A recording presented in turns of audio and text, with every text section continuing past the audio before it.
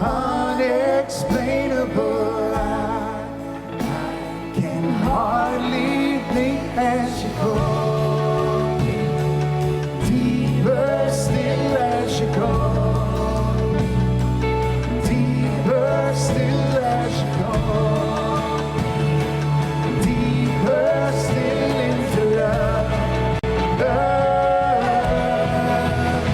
Good Father, it's who you are, it's who you are, it's who you are, and I love it's who I am, it's who I am, it's who I am. I was in York, Pennsylvania about 20 years ago, preaching at a little youth rally for a bunch of bus kids. And some little boy, little blonde-haired boy, he started, I turned around and he said, "Hi there, I'm David, who are you?" I said, "I'm Mike." He said, "Nice to meet you, Mike." He said, "Where are you from?" I said, "I'm from Cincinnati." He said, "Is that a good place to be from?" Said, "Some people think so." And by that time the pastor said, and I preached. When the service was over, I was standing at the back door. I wanted to try to greet the kids and meet them and find out their names. I was standing with my Bible under this arm, and I had my head bowed. The preacher was praying, and I felt something warm on my arm right here. Very warm, unusually warm. I opened my eyes and looked down, and there was David, standing so close that the heat from his head was on my arm.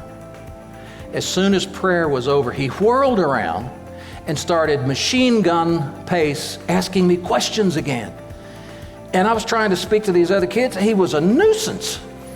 And finally, out of all of that chatter, I heard these words.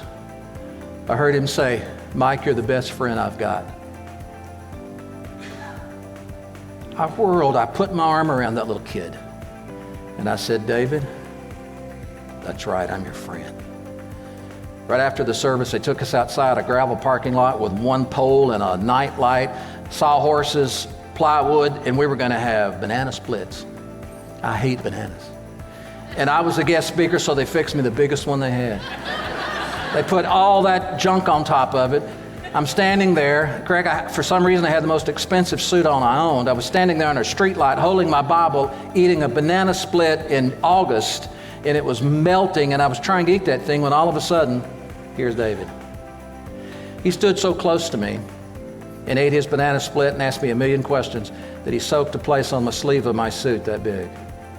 I said, "I don't care. Let it soak." All weekend long, David was right there. And every day he reminded me, he said, "Brother Avery, you're the best friend I've got." And on Sunday night, when that bus loaded up, he was the last one on. He rushed across, let the window down, and as they were driving out of the parking lot, I was standing there waving. And the last words I ever heard that little kid say is, "You're the best friend I've got." Can you imagine?